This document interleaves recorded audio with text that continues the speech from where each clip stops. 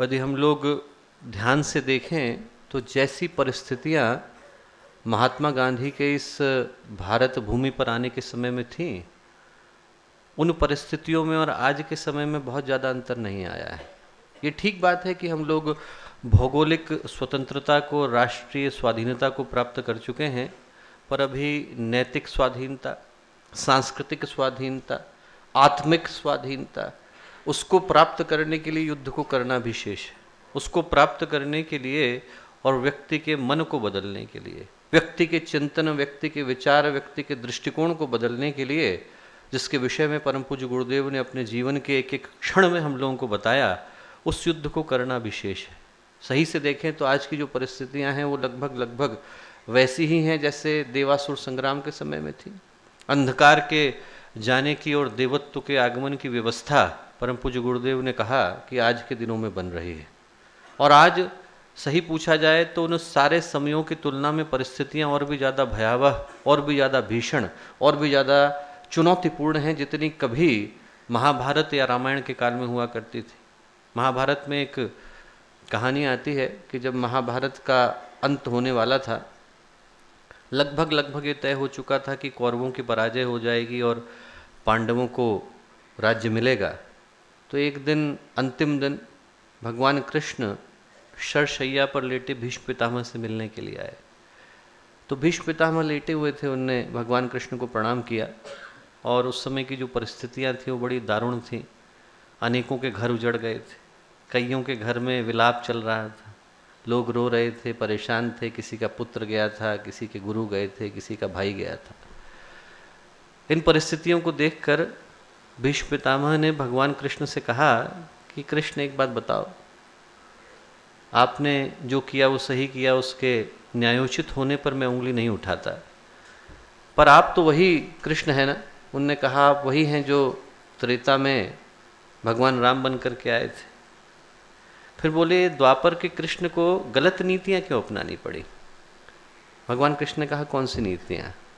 बोले ठीक बात है कि आपने धर्म की स्थापना करी, पर जिस तरह से झूठ बोलकर जयद्रथ का वध हुआ, जिस तरह से झूठ बोलकर द्रोणाचार्य का वध हुआ, और बोले जिस तरह से निहत्थे कर्ण को मारा गया, क्या वो सही था?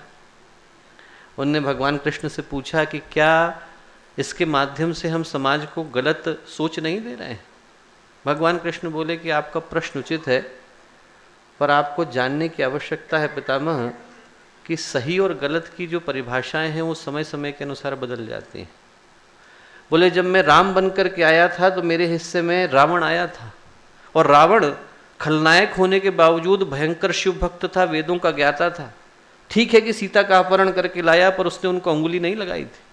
बोले उसी के परिवार में मंदोदरी की तरह की विदुषी महिलाएं जन्म लेती थी, उसका भाई विभीषण था, उसका भाई कुंभकर्ण संत की तरह से था। बोले उस युग में जब मैं आया था तो मेरे सामने बाली था, और बाली की पत्नी विदुषी महिला थी, और बाली का पुत्र अंगद मेरे साथ लड़ा करता था। बोले वो समय धर्म का समय था। और बोले आज की जब परिस्थितियां हैं तो मेरे हिस्से में दुर्योधन, दुशासन और शकुनी आए हैं। मुझे अपनी परिभाषाओं को बदलने की आवश्यकता है। दोस्तों, भगवान राम के हिस्से में रावण आया, भगवान कृष्ण के हिस्से में दुर्योधन और दुशासन आए, हमारे हिस्से में तो वो भी नहीं आए।